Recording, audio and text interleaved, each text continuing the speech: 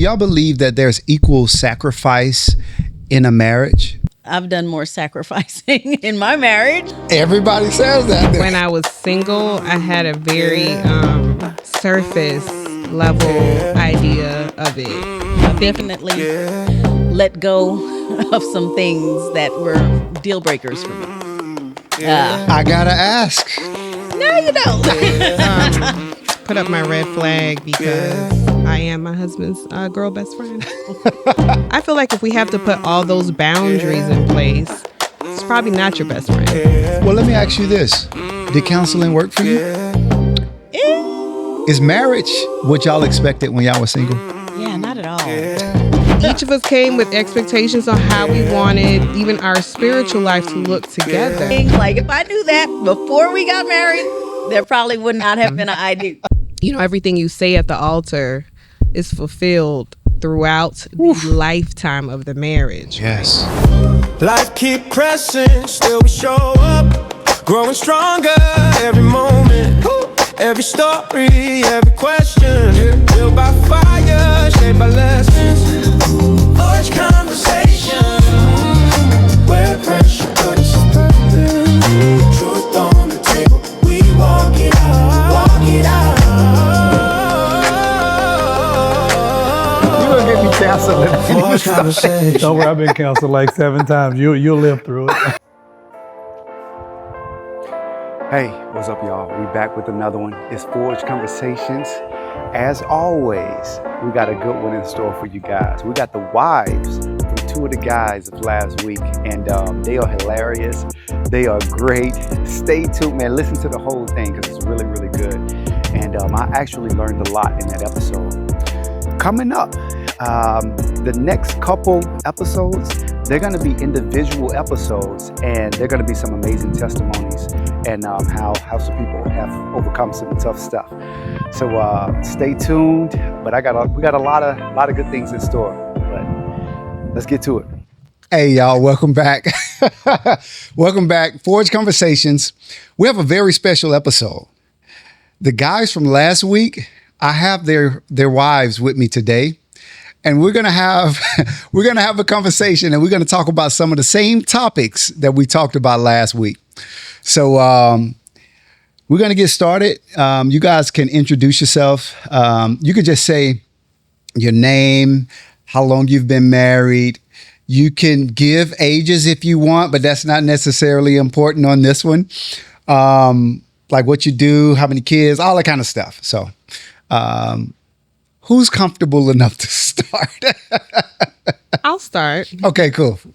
So my name is Laureen Roches. I am 33 years old, married to Jonathan Roches for 10 years. In December, it'll be December of 2026. It'll be 11 years. You got married when you was 23? I'm sorry. Yes. Oh, wow. 22. Okay. We have 2 beautiful children together, a 7-year-old boy and a 9-year-old girl. And what do I do? I am a program manager for a nonprofit organization in Atlanta. Okay, cool. I'm Kenesha Spates, married to Jonathan Spates. We've been married for 17 years, 18 on the 29th, 48 years old. We have 3 children, all girls, 1 in high school, 1 in college, and 1 is grown. Man, that's a whole nother conversation by itself. Well, cool. Well, it's nice to meet you guys again. And you know what? We're gonna just jump right in. Okay. We got some red flags and green flags that we're gonna talk about. You guys can pick those up. I'll pick mine up with you guys. So the red flag is just, I don't necessarily agree with it. I'm not with it. It's a red flag. The green flag is I can get down with it. But if you need clarity on what would be red flag and what would be green, I'll give you that clarity. Okay. The first statement is marriage get easier with time. Marriage gets easier with time. Is that a red flag meaning that you disagree? Or is it a green flag meaning that you agree with it? Marriage gets easier with time. Yo, I gotta hear it though. So what you got? The red? I got the red. Red? Okay, and you got green. Let's hear that green one. Let's hear. So you believe that marriage gets easier with as you go along. I do. Okay. I don't know if easier would be the word, but I think that marriage matures and and when you get to understand a person and really become one and connect with the person, one thing that I learned from my mom was that, becoming one is something that happens over time, right? So for me, it does get easier to be married to my husband over time. Like 10 years right now is a sweet spot for us right now. But in the beginning, we had our struggles. So yes, to me, it does get easier with time. Okay. If you don't mind me asking, what does being one mean to you? Because I heard you say that it happens over time, but what does that look like to you? For me,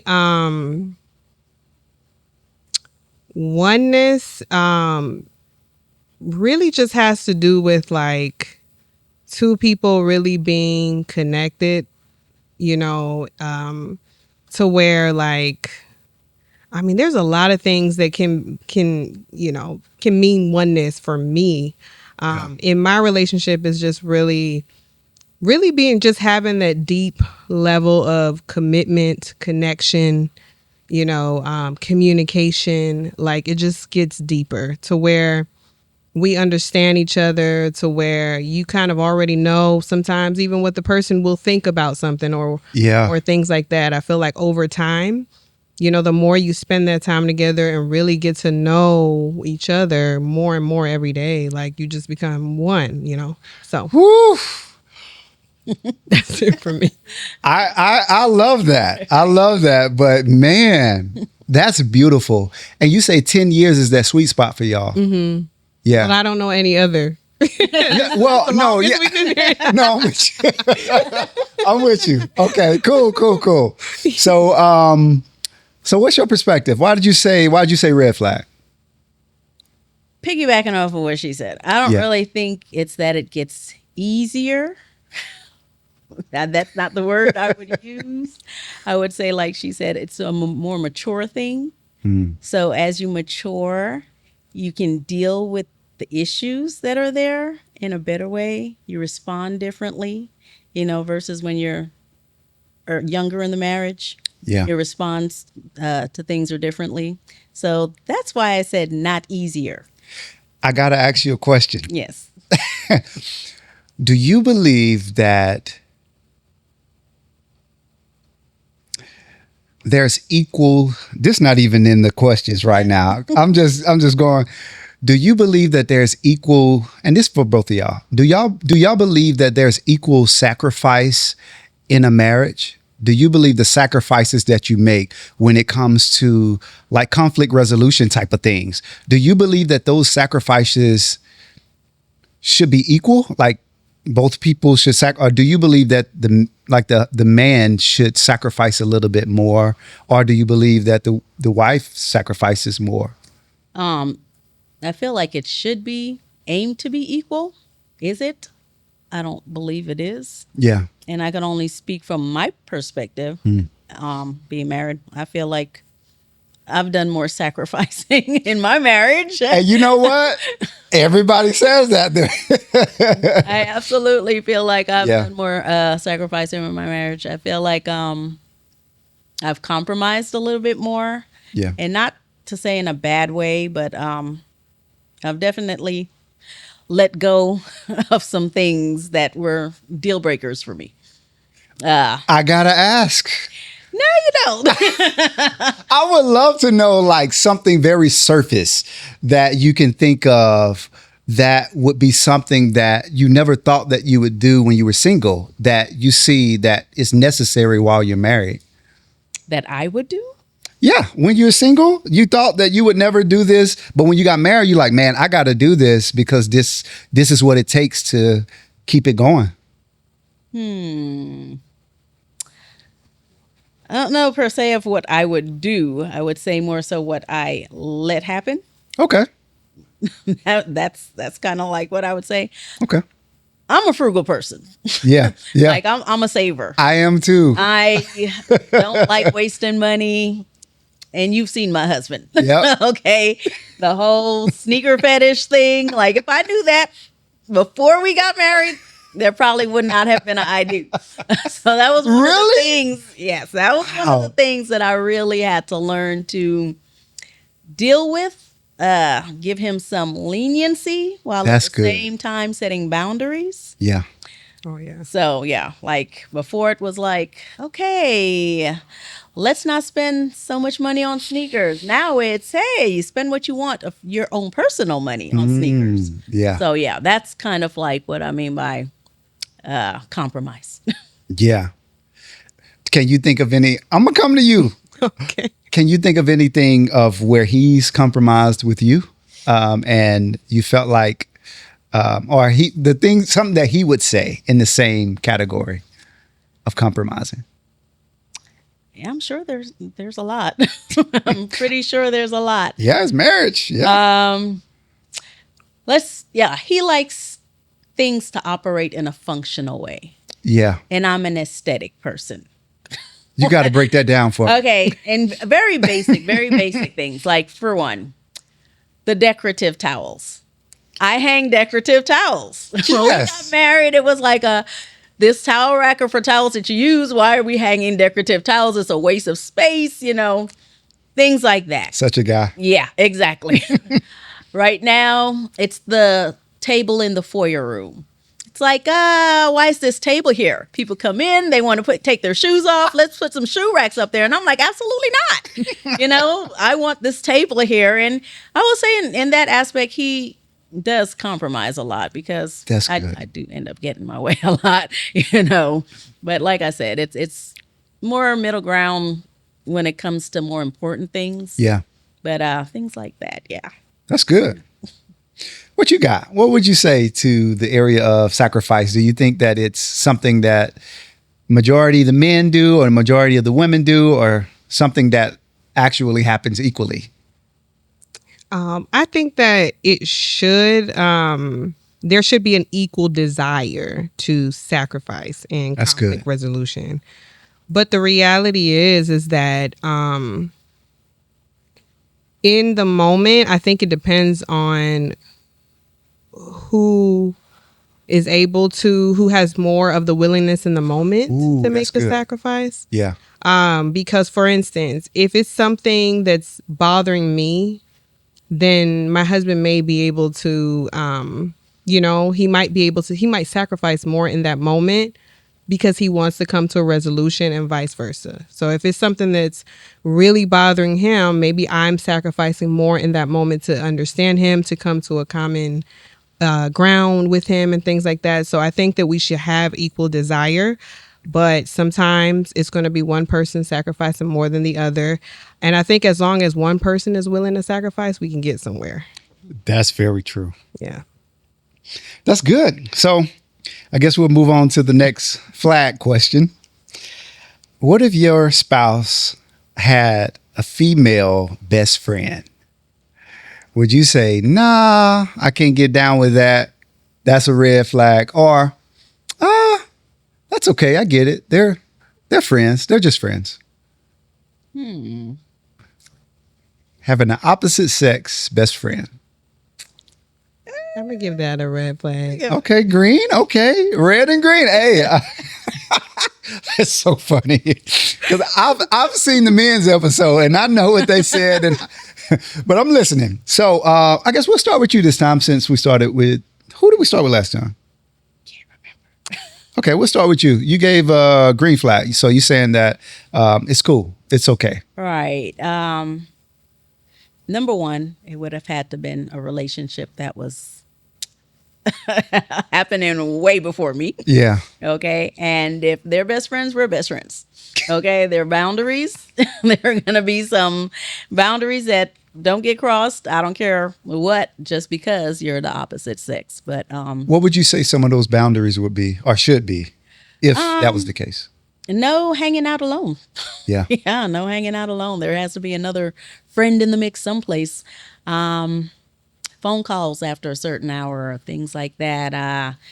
The amount of information that is shared. Yeah. Can't get too personal. With So you can't. So you mean to tell me, I'm acting as the husband. This is my best friend. I can't tell them what my issues are. We best friends. I would say, yeah, you can tell what your issues are. You just can't.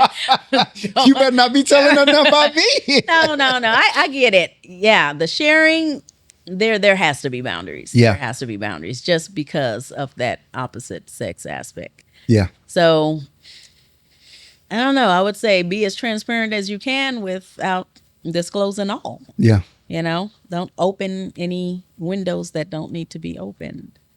So that's the reason why you feel like there would be a window that would be open if they overshare. Right. And I'm not saying,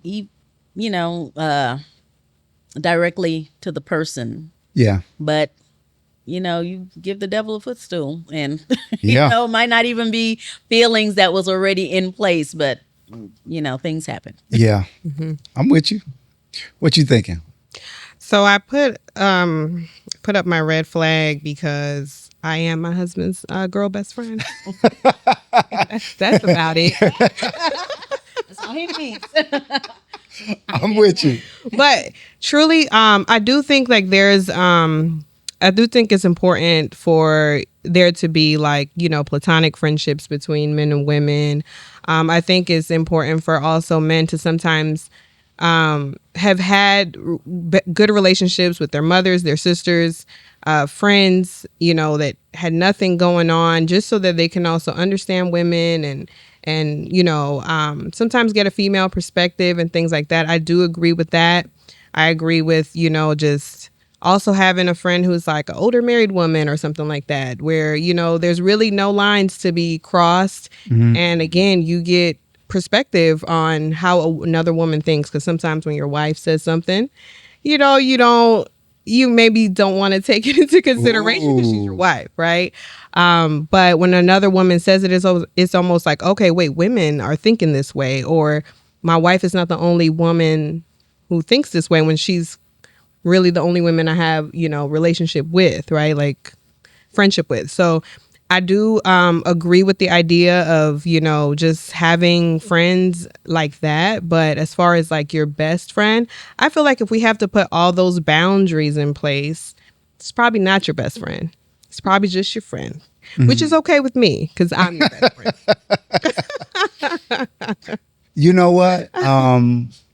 Guys say the same thing about, I know I said it on the podcast with the guys. I said it with them. I was because there are times that I would talk with my wife and we would have an in-depth conversation, and it's like she's listening, but it's like she's not really registering it. But then on Sunday, Pastor Will preach on the exact same thing, and he could say the same thing that I said. And she'll be like, it's new information. Like, this has literally happened. And I get so overwhelmed that I don't even be knowing what to do. So I'm saying that to say that might go both ways with men and with women. And I wonder why. I wonder why.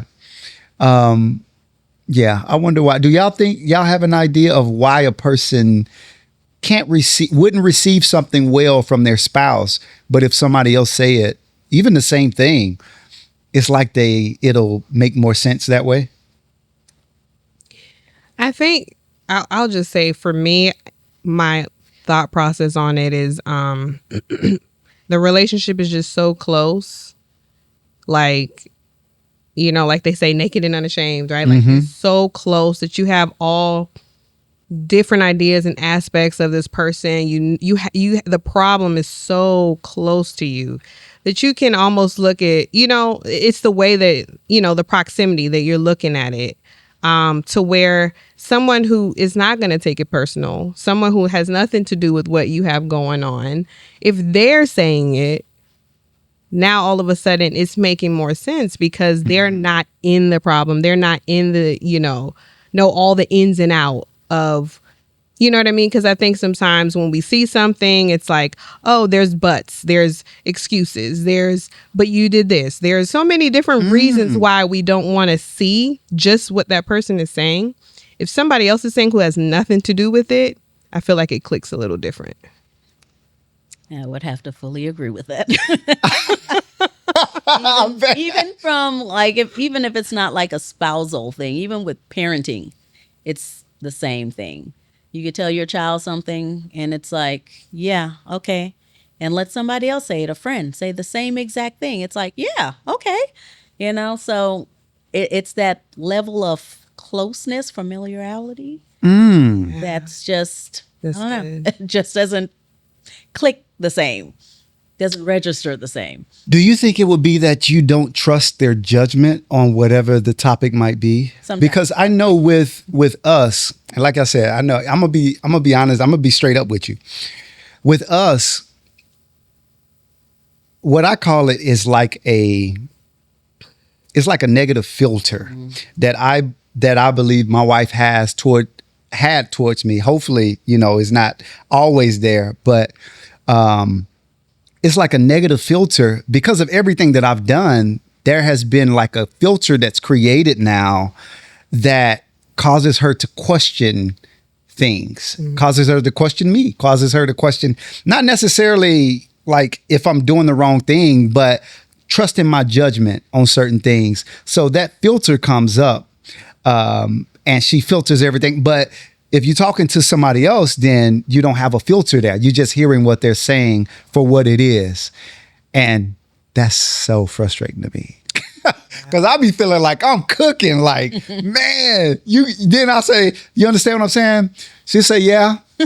And then she'll just say what she said before I spent 5 minutes explaining. And I was like, it's like I was talking to the wall. It's like she was not listening at all to me.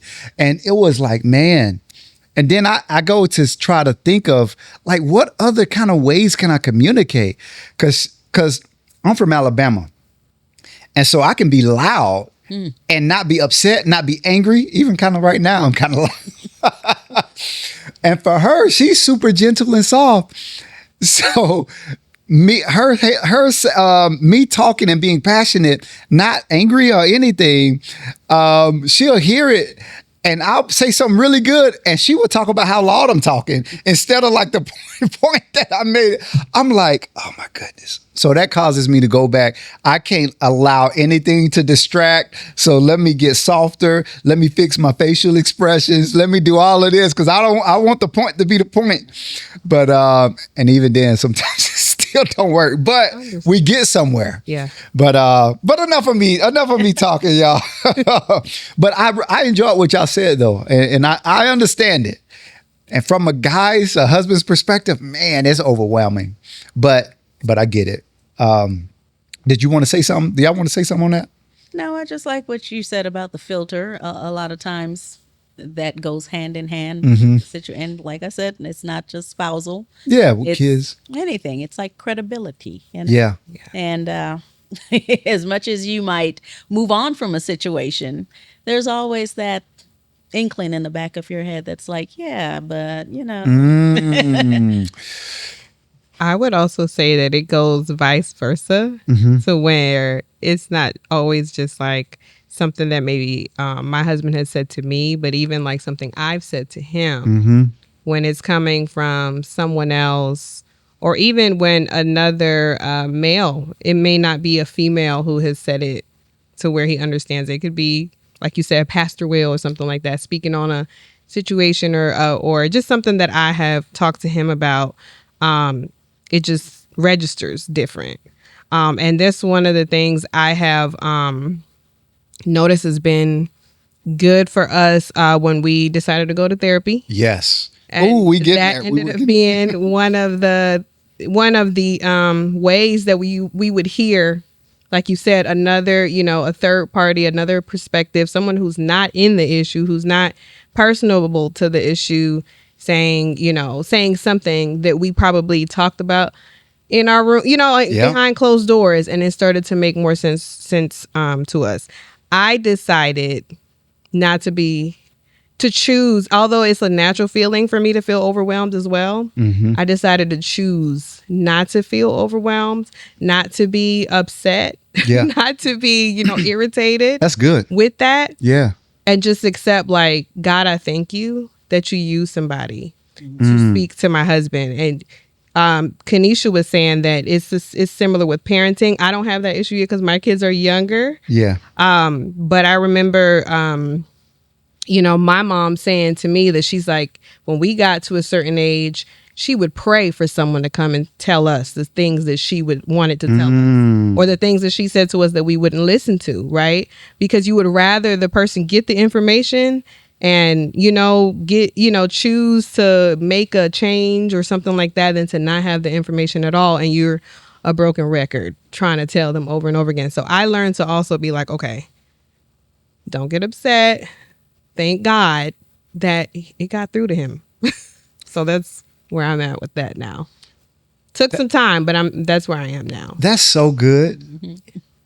One thing that stood out to me that you said was that you chose to not be overwhelmed and pretty much to trust God. Yeah. That God is doing the footwork Absolutely. and bringing people or bringing the things that he need to see to light.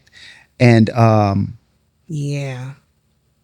I'm really kind of thinking about how I get overwhelmed and why I get overwhelmed and how I should choose. How being overwhelmed is kind of like not kind of a form of me wanting control or something. That's it. So I get it and I understand it. So you're giving me a different perspective to consider. And of course, I believe that it probably stems back to my childhood and all of that, because I used to fight a lot. And I think your husband did too.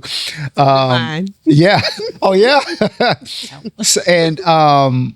So I will release my anger and stuff with my hands and, and stuff like that. But I love that. But yeah, I'm going to keep going because I don't want to keep us too long. Have you guys been in counseling? And we might even be able to skip that one because I was going to say, what did counseling do that you couldn't do together? And you kind of touched on that, we kind of touched on it, giving that different perspective and stuff like that. Is there something that you wanted to add or? We have been through counseling, several different counselors, and the hope was pretty much what she was saying.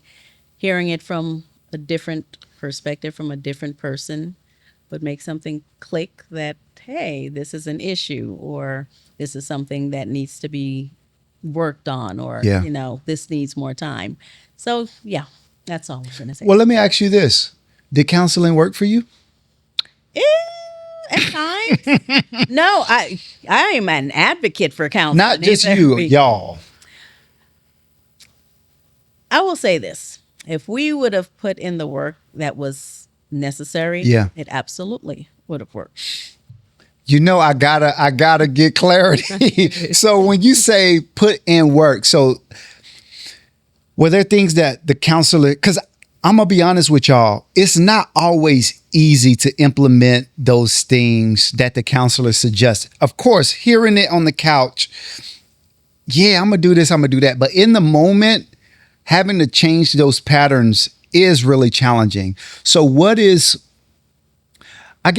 you say is the challenge of implementing the things that you get in counseling, or some of the challenges that you've faced? For me personally, it was just pretty much years of the same thing. Yeah. So coming out of what I've known, what's comfy for me, was that challenge. I can't speak on him per se. Yeah. I will just say from what I have observed from us trying to implement certain things, I feel like certain things were awkward. Like the basic communication styles. Yeah. Some of the ways that we were taught this is how you fight fair. Things like that. It didn't seem natural. Give me a little bit of that. Give me, because listen, y'all, this is a conversation. Like I'm learning. I'm trying to get some knowledge. Like, give me what go a little bit into that. Oh my gosh. You ain't gotta, you know what I'm saying? Give me something though. Okay, let's say for instance, the only way I can explain it is by actually explaining the Yeah. All right, so there's this situation where we were told no one always does something, you know. So instead of always do it, say you often do this. I learned that. You know, We did too. You do this often. So there was a situation we were talking, and it was like, you always do this. You always do this. I was like, oh, I always do that? I don't think I always do that. I think I might do it a lot, which would mean I often do it. No, you always do that. Yep. So it's like the inkling to do what seems more natural Yeah. than Yeah. what seems what's safe, rather. Yeah. Hey, that's good. That's good. Because I believe a lot of us deal with those words of you always, Oh yeah. especially in the Black community, because that's a lot of times that's how we talk. Like, why you always, you know what I'm saying? That's how but to really consider not saying always, that does take a little work. For me, it wasn't even just because, like you said, it's, natural for your mind to say Yeah. always, but it's the correction afterwards. It's Yeah. like, so now that you know this is not what you're supposed to do, Yeah. are we going to change it, or are you going to keep on with that same pattern? Yeah. So that's the part, not being willing to break those habits. So do you think it's a matter of not agreeing that that's a good tactic or that's a good thing to do? Or is it a matter of I just don't want to do it? What do you think is usually the case? A little bit of both? A little bit of both. Because I know sometimes we'll say things and then we'll think about it and we'll come back later. Because when you want the marriage to work and you see what issues can be, a lot of times we think about those things and we'll come back and apologize, or we'll come back and do this, because it is hard in the moment because you're trying to retrain over 30 years of how you are. So I get it. I understand. Did you want to say something to that? You asked the question about Always, like always this? Oh, always. Okay. So we learned that as well in counseling, as far as just not saying the word always. It does take time. And it's frustrating at first too, even when you have new tools and you're trying to correct each other on how to use them and if now is the time to use them. And sometimes one person might be too frustrated to use the tools and the other person's trying to make them use the tools. And now you're arguing about the tools and not about always anymore. So, it was definitely difficult. But I think that one of the things I did learn in counseling was that it's like a muscle and it's not going to happen overnight. Like, you have to train it, right? And so I think we had to give each other the grace as well to take enough, like to spend that time and give each other the time to fix those things, to use the tools and things like that. I feel like we use them a lot more now than we did when we were starting counseling and trying to work through it. Yeah. I think it's the point, What'd you say? I said, I think that's the point. Yeah. Right. Make it a part of your daily, Yeah. I want to ask you, this is the last one, I promise, and we're going to the next thing. So when you guys see those tools aren't working, do you just give up, or what do you do?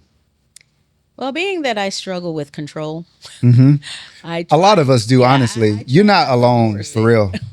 I try not to force it, but at the same time, like Lorraine said, it's like one person might be too frustrated to even want to hear about the tools. And next thing you know, you're arguing about the tools. Yep. So it's kind of like, okay, we'll try again next time. Yeah. We'll try again next time. That's how I am. Yeah. like, again, I can't speak for my better half. Yeah. But, Maybe next episode we might have both of you guys here. yeah, that's how I feel about it. I feel Yeah. like I respect, the skill set of therapy and Yeah. everything that these professionals have to offer. And Yeah. even on a personal, because I've done personal therapy myself, not just Yep. couples therapy.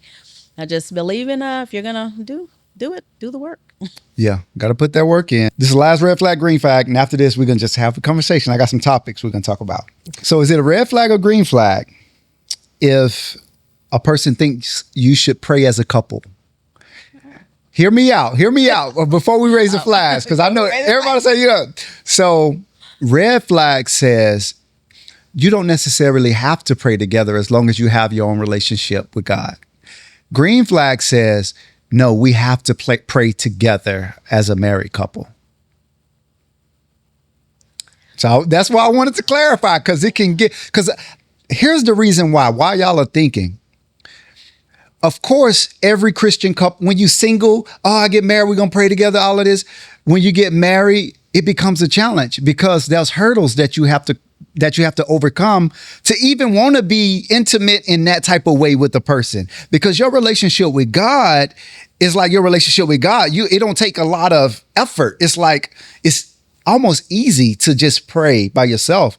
And a lot of times when it comes to praying together, it takes a lot. It takes dying to self. It takes like having to have another person be willing to do it, and it's just so much that goes into it. That's why I'm asking this question in the way that I ask it, because I'm gonna let y'all raise y'all flags, but that's why I ask in the way that I ask. So I think it's great. Okay, so let's talk about it. Mm-hmm. Why do you say green and not red? So if I go by just exactly the way you asked the question, I would have probably gone red, because have to is just not a word that I want to use right now. Have to has a controlling connotation to it. So if you're going to control your spouse spiritually, we could even get into spiritual abuse. That's a whole nother topic, right? But I don't want to say you have to. I want to say that we should, right? That's good. And with us, in saying that we should, there's no, it has to be at this time. It has to be this amount of times and things like that. And the reason I say we should is because, I do desire for us to pray together. I think we should pray together, for our marriage as we bring children into, the world. We're praying also over our children and things like that. And then that also is going to move into family prayer as well, to where when we're praying with the kids, shouldn't be the first time we prayed together and things like that. So I would like us to, but I don't have there are times where we do get busy and we haven't prayed in a while. And I love when my husband can come and say, hey, it's been a minute since I prayed with you. Ooh, oh my goodness. Woo! Come on. Everything for Come me. on, Jonathan. Okay. Shout out to Jonathan. But there's no requirement that he must do it this many times. Yeah. But I will say that, when we were earlier in our marriage, each of us came with expectations on how we wanted even our spiritual life to look together. I already know. And so you would you're upset and, and so I've learned to release that to God. Oof. Yeah. That's good. Yep. And I worded it the way that I worded it for a reason. So did you want to add anything, or you? Yeah. Okay. Well, yeah. For me personally, it's, again, not a have to thing, but I definitely feel more connected to my husband when we're praying together. I feel like when we're praying together, we can't be bad mouthing each other. Yeah. Yeah. That just doesn't make sense. Yeah. Meanwhile, if I'm praying by myself, I can do that. See? I can do that. So it kind of it aligns me spiritually where I need to be, the right heart space when we pray together. That's good. Especially like she said, you're praying over the kids together. It kind of put things into perspective, the things that are not I would say trivial. Yeah. You kind of put that to the side and tackle the things Yeah. that need to be tackled. That's good. Do y'all like praying with y'all spouses? I do. Love it. I enjoy it. That's the way that you feel connected? Yeah, definitely. That's good. Definitely. Yeah. Because I know I asked, the reason I asked it like that is because in a general sense, another way that is challenging is sometimes one person prays longer and another person don't pray that long, and it comes like, all right, when you gonna like and that'd be so funny to me, but I digress. All right, so now we're about to have the conversation piece. Okay. I gotta ask y'all, is marriage what y'all expected when y'all were single? Like when you were single, how marriage is right now? Is it kind of what you expected or what? Yeah, not at all. Not at all. Boy, I wouldn't even say by any example that I was given because my parents are divorced, his parents are divorced. But I definitely, I definitely was expecting more of the honeymoon phase, so to speak. Yeah, I was expecting more of the honeymoon phase, and didn't think it would be so much work. Come on. Hey, this is for the single folks out there. Y'all listen. Yeah, I didn't think it would be so much work. Marriage, it's a beautiful thing now. Don't get me wrong. It's a beautiful thing. And when you get to that sweet spot where, Yes. you guys are in sync and agreeing more than you disagree, Yeah. or getting to that middle ground where things can progress and happen, that's great. But you're mashing two different personalities together, two different backgrounds together, and it makes a messy salad sometimes. It you know? does. So Yeah. Salad is good. It's just it's hard. It's enjoyable, but Yeah. it definitely takes commitment. It takes intentionality. Yeah. I will say intentionality more than anything Yes. else because life's, Yeah. So it takes intentionality to not let too much time go by with unresolved issues, not let everything be an issue. Just the things that you want out of your marriage to, Yeah. press those things forward. That's good. Yeah. What you got? Good. So Kanisha's answer was really. I know. The question was, is marriage what I expected? Yep. When you were single, knowing marriage, knowing everything that you know about marriage right now, is that something that you expected when you were single of how marriage would be? No. I think when I was single, I had a very surface level idea of it, thinking that it was deep, but it was very surface comparing to what it's been actually being in the marriage.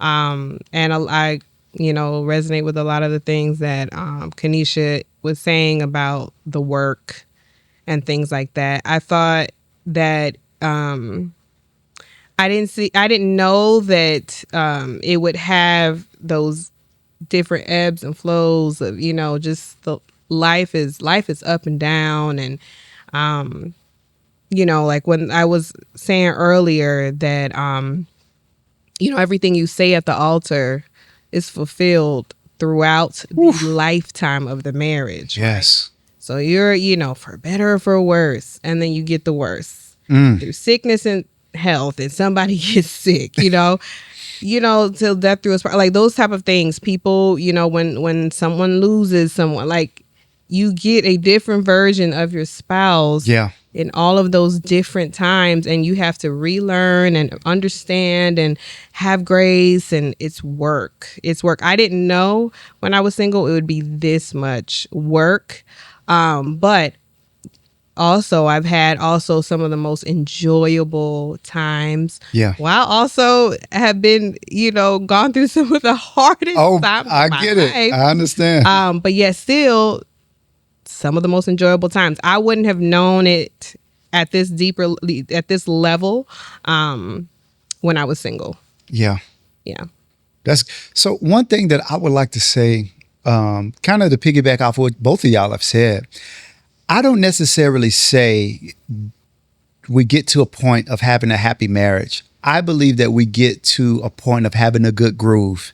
That good groove is because having a good groove doesn't mean that it's going to be all happiness, doesn't mean it's all going to be all sad, all anger, all of that. It's just you having a good groove of learning how to navigate those conflicts, learning how to navigate the happy spaces and staying happy and being able to not fight, or go to sleep angry or whatever it was, how you put it. Having a good groove is learning each other, becoming one in that way of learning how to navigate the different seasons of marriage well. Is love enough to sustain a marriage? Do you believe love is enough to sustain a marriage? I already kind of know what you're going to say because I wanted to say something about something you said earlier because it kind of goes with this. I'm gonna say. I'll let y'all answer first and then I'll say. It's not. Absolutely not. Absolutely not. Okay. I remember making a comment to my mom, like, why haven't you ever considered arranging my marriage? Like I can respect those arranged marriages because love is not the factor. It's a commitment. Ooh. They get in there and it's a commitment. Hey, You these honor single the folks that want to hear commitment. this now. I'm telling you, you honor the commitment above Wow, all. yeah, that's you good. grow to love the person, maybe. Maybe. Yeah. But the fact that you're in it for the long haul, Yeah. you're in it for everything that marriage stands for to Yeah. you, that's the thing you honor.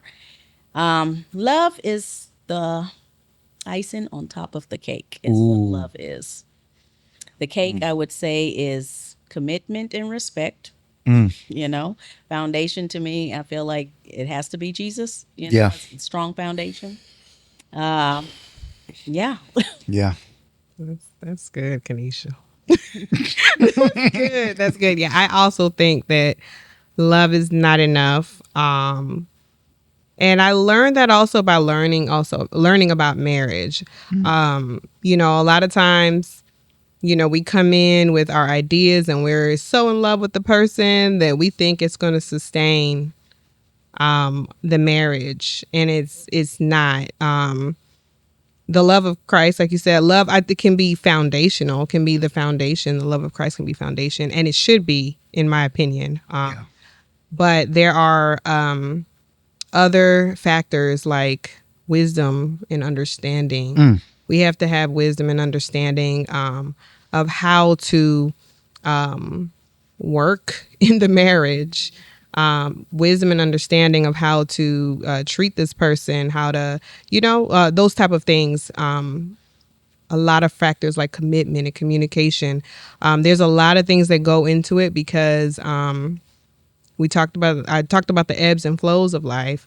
One of those would be if you're not feeling so in love with that person in that moment. What's your foundation? Yeah. You go to God with those things, and you trust Him with your marriage, and you commit to God first, right?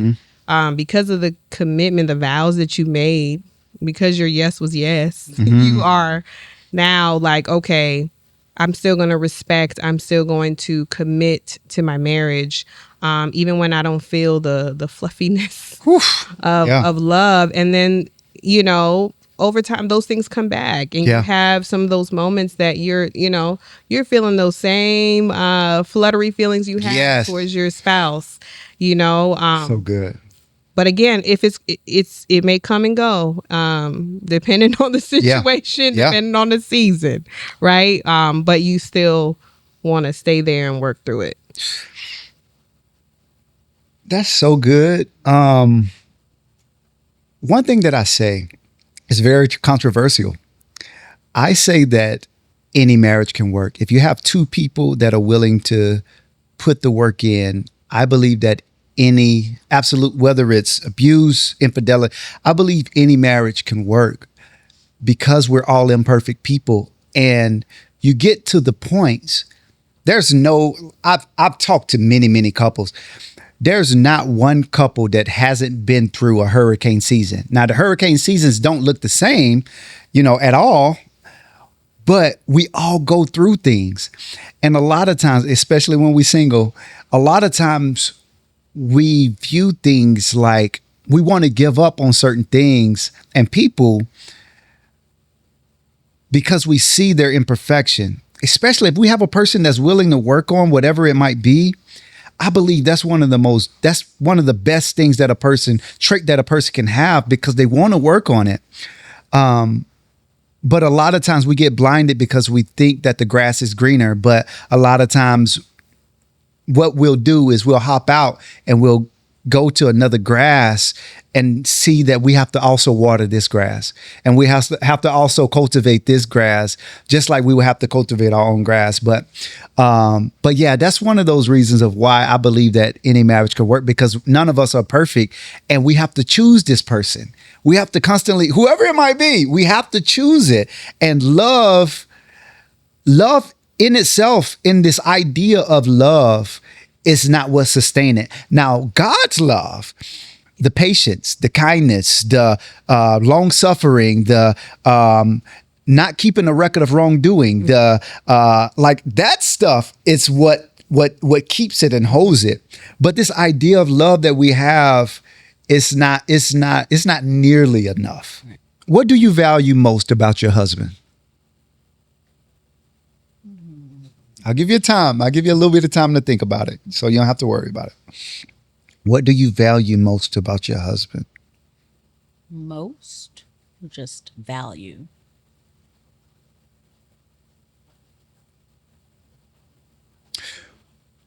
What is one of those top things that you value?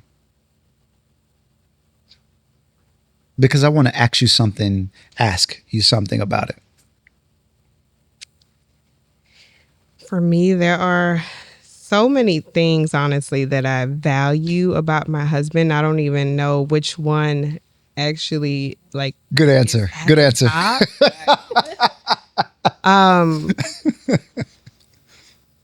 But one of the things that him and I have learned how to do over time is to accept each other just the way that we are.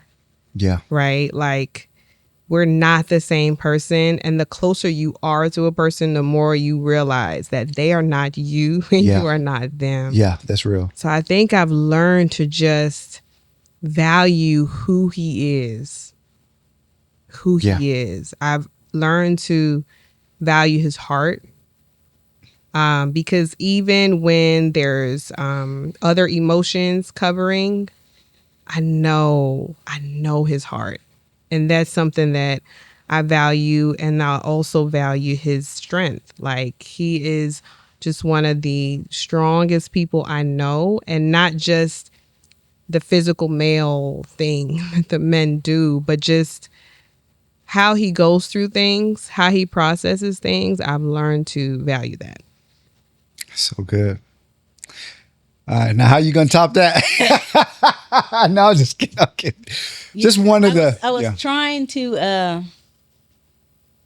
make it relevant to our marriage, but honestly, the thing that I value most about my husband is his heart towards the homeless.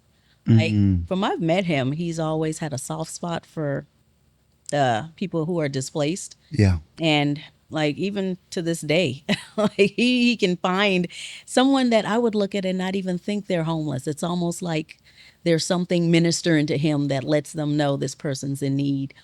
I've always loved that about him. Just the way how he goes above and beyond to kind of make sure that these people are okay. And this is just the second part of that question. How do you believe that your husband's got like that? Like, Do you feel like that's something that has always been a part of who they are? Or do you believe that that's something that they had to grow into? Well, for my husband, I know he don't like being hungry. Okay, so I feel like He that's the sure honest, don't. that's He the honest truth. He does not like being hungry, and when he sees anyone real. out there that looks like they They can hungry. do something, yeah, That's real. It's like his heart bleeds for them. So That's good. Love that. The question was, How do you believe your husband got to that place of who he is in the core of being the person that he is? I do think that some of those things are came with him. I think he was born that way to an extent, right? Like when you're talking about the core of somebody who someone is, the core of who they are, their heart and things like that. Really, I think that also, studying developmental psychology and different things that I've studied in school, you learn Yeah. that people are actually their true self when they're younger, and sometimes life experiences can change you and can, you kind of like cover that part of you, right? So I know that a part of that is who God made him to be, Yeah. how he came. And I know also, as far as the maturing factor, that happened over time. So it's Cool. combination. This is going to be the last conversational question. It's a two-part question. What makes a good wife? And what do you believe makes a good marriage? Okay. Come on, wives. So, what makes a good wife? Yes. We'll start with that one. I think what makes a good wife is one, having your foundation in Christ, right? That's, for me, that's where it starts. Truly, not just being a hearer, but a doer of the word. Hey, you might need to go a little bit deeper on that one. So for the single people. Right, because we can read something and say we're going to do something, but the actual like work Yeah. of dying to yourself, of sacrificing, of respecting your husband, of sometimes being quiet in a situation. And I know that's not something we want to hear sometimes, right? But winning him over without a word, meaning my actions show that I am doing the thing, doing the right thing, doing the thing that the Lord called me to do, versus, that when the Bible says it's better to live on the rooftop, On the rooftop, the corner. with a nagging wife, right? So when you're actually like living out the word, Yeah. I think that helps us to be better wives, and also getting to know your husband, right? Because you're being asked to submit to your husband, not your friend's husband, Yeah. the pastor, Your favorite couple on YouTube. your favorite or couple, Instagram. right? And so when you're getting to know your husband, you get to know what respect means to him. Yeah. Like, what does he want? What does he need from his wife? That's right. And I feel like when we do that, we become better wives to our husband. That's good. that's rich. What you got? Pretty much everything she said. Okay. Yeah, that's true. Say, with me, it's learning in our marriage to balance grace and accountability. Knowing when to just be silent and let the Lord deal with it, versus when I need to speak up, a correction needs to be made. How to speak up when a correction needs to be made. It's knowing that I'm not going to always get my way, and that's okay. My way is not always the best way. Yeah. Sometimes, but my way is not always the best way. It's truly like showing up as a support system, while at the same time not spoiling him. And I'm not saying spoil like in a good way, spoil like nobody else wants to be around you, spoil Yep. thing. Again, the difference between helping and enabling, just knowing him, knowing his needs, how to show up for his needs Yeah. versus just how I feel like I should show up. Listening to the way he wants me to show up versus the way that I feel is best. So yeah, it pretty much boils down to him. Yeah. Being a good wife depends on your spouse, what your spouse needs from you, what your spouse wants from you, how to make your spouse a better spouse. Yeah. That's good. That's good. I know I said that was the last one, I think, but I want to ask y'all another question.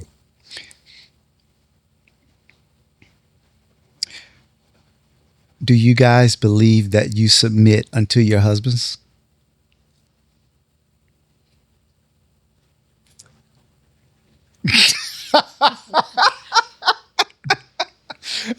And that's a very vague and general, big, broad statement or question that has a lot to entail in it. But in a general sense, like, you guys know you, and there's no right or wrong answer because you guys are you.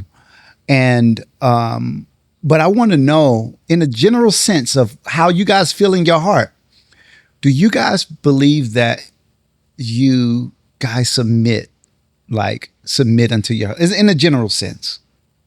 In a general sense, I would say I don't try not to. Yeah. I'm not purposely being unsubmissive. Yeah. I think I've come a long way. Yeah. Yeah. I think I've come a long way. See, in the back of my head now, I'm thinking, what does he think? I'm trying to not base my answer based off of what. No, go what you feel in your heart I'm of trying to hearts. not base my answer. Yeah. On what I think he think. In my heart of hearts, I feel like That can be an area that you have to grow in, because we all have an area. We're not perfect people. Yeah. We all have to grow. I have to grow in leadership. Because see, what y'all are saying, I have to do the same thing from a husband's standpoint, as far as knowing and understanding my wife and talking with her. Because honestly, I can talk with anybody. I can understand things and I can talk with, but it's a different level when I'm talking with my wife. Like, I have to pay more attention to how I say things, facial expression. Because my wife she ain't grow up like me. Like, I grew up in the hood. Like, we can, I say jank, but we can talk about each other and laugh and but my wife ain't like that. Like, I could be super sarcastic, but my wife ain't like that. So I have to be mindful of all of these things. And even her being able to trust my leadership comes down to how I communicate to her when I'm not trying to teach her something or something like that. So all of that kind of stuff matters. And that's why I ask you guys these type of questions. I'm not perfect in leadership. I can tell you that right now. But my desire is to be. But yeah, do you guys feel like you guys submit? My desire is to submit Why you say it to like my that? husband. It is because the reality is that just the same. If the question was asked to my Yep. husband, to a husband, Yep. do you believe you lead your wife? Do you believe you love your wife like Christ loved the church? He is not doing it perfectly, but I do believe that in his heart of hearts, that is his intention. Yeah. That is what he wants to do. He does execute sometimes, and then sometimes he doesn't. So with submission, I do believe that I'm a submissive wife to my husband. Yeah. I do know that there have been plenty of times in decisions that we needed to make, I did not submit to my husband. I believe I'm growing in submission to Yeah, my husband. that's good. I don't believe I've arrived to submission, but I believe that is my desire. That is my intent. That is what I try to do. Yeah. And I also ask him, how am I doing? Ooh, that's good. is, And what does he say? It depends on the situation. Like, typically when I'm asking, it's going well. But Yeah. I talked about like, just knowing my husband, right? So sometimes also what we think is submission, it may not be how your husband wants you to submit in that particular situation. Yeah. So yes, my desire, and I believe that I'm a submissive wife, but I'm still growing in it. And I'm still learning as well, even through my husband, what that means to him. Like in a particular situation, if he's like, he's telling me he wants to do something and I'm supporting him and how I encourage him, right? And he's like, I didn't want that type of support from you, hon. Like what I needed from you in this moment was for you to walk towards what I'm doing with you. Yeah. For you to be a part of something with me. That's learning how to submit to my husband. That's so true. Right? Yeah. And so I'm like, okay, now I know if this situation comes again, how he wants me, Yeah. what submission would be like for him. So That's good. That's my long answer to that. No, that's good stuff. I loved it. I love it. What you got? Oh, You come back to me. Okay. So, I will say specific to my husband and I, we have not similar views on what submission looks like. yeah. And I don't think either one of us are on the right side of what it actually looks like, I feel like it needs to be reasonable. Submission needs to be reasonable. And I will say that's where I struggle. The reasonable part about it. Like Yeah. it has to be reasonable. I wanted You about to say something? something. Yeah. When we were earlier in our marriage about submission, my husband would say that exact word, like, this was a reasonable request. Ooh.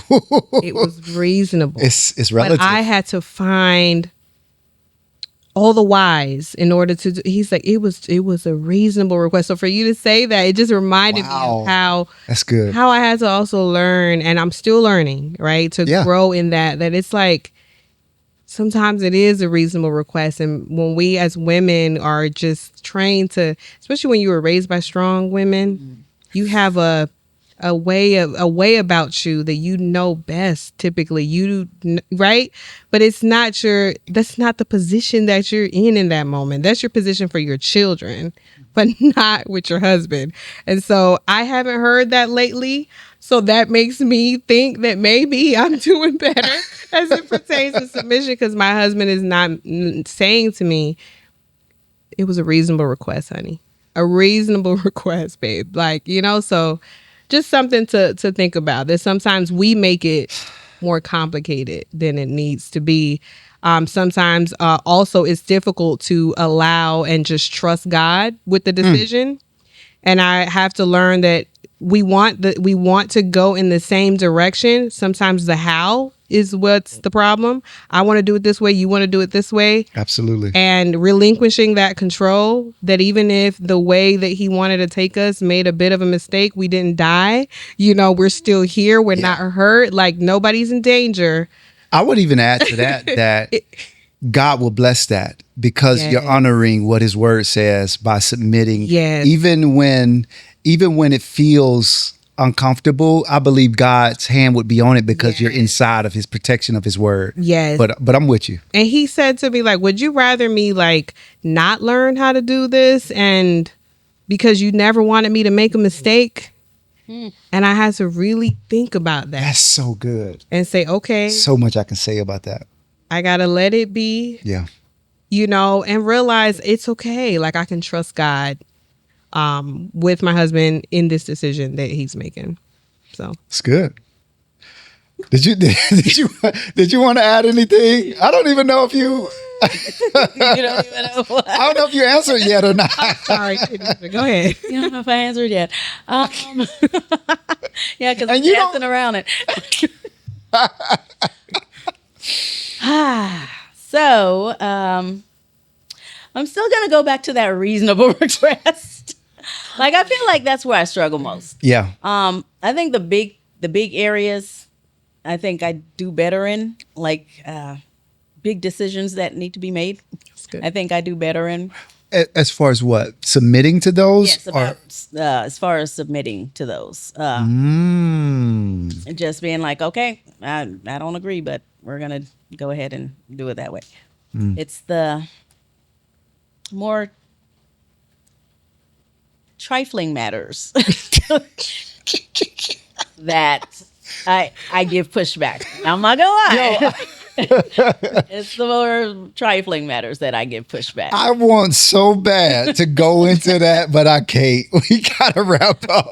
But I definitely appreciate you giving me what you gave me. If there was any one thing that you would say to a single person that desires to be married, what would that one thing be? The one thing I would say to someone who is single and desires to be married is to do the inner work in yourself. Because if you can show up to the marriage as the best version of yourself, it'll help you to choose better. Of course, let God help you choose that person, but it'll also help you to really start going through the hard work of marriage a little bit better because you did some of that work, whether that's, dealing with any childhood trauma, whether that's just deepening your relationship with God. Do the inner work so that you show up as the best version of yourself for your spouse. And, just seek God on whoever it is, or, if you desire marriage, seek God on that, because this is a lifetime journey. Yeah. Right. We think sometimes 20, 30, 40 years is a long time, but if God gives you life to live much longer, a really long life, you'll be spending most of that time with your spouse. So you want to pick well. So yeah, just put God first and work on yourself and trust God in the process. Cool. Anything? Yes, definitely all of that. That self-work is up front. That's something you definitely want to do first. Before you bring anything to the table. Fix whatever needs to be fixed. Also, build a solid friendship. Like Lorraine said, she is her husband's best friend, so there's no need for anyone else. Yeah, build a solid friendship. I feel like the same way we relate to our friends. You go through things, couple days, you're good, it's over, you move on. That's the way we should relate to our spouses. So, yeah. It's good. Thank you guys again for coming on, enjoying it. I had some fun and I learned a lot from you guys too. So thank you again. That's it. It's a wrap.